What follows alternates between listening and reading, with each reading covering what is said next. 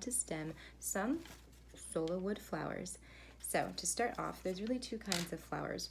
A kind with a nice sturdy bottom like this, which is pretty easy to stem, and then there's the more delicate flowers like roses, which can be a little bit trickier.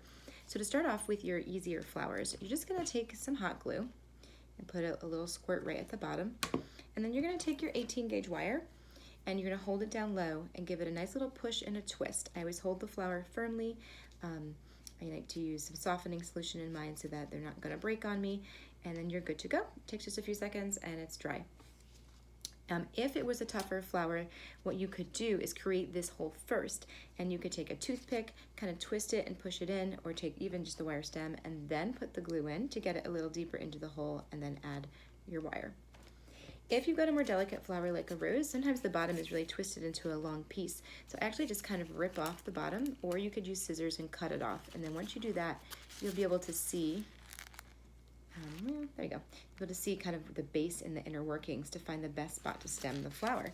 So once you do that, same thing. Just put a little bit of glue right at the bottom. Take your wire. Don't hold it too high up, otherwise it will bend. Hold it down. Firmly hold the flower, twist and push, and you're good to go. If it doesn't feel secure, you can always add a little extra glue at the bottom underneath where the wire meets the flower. So once you've got your flowers all stemmed, you're ready to create your bouquets or your wreaths or whatever else.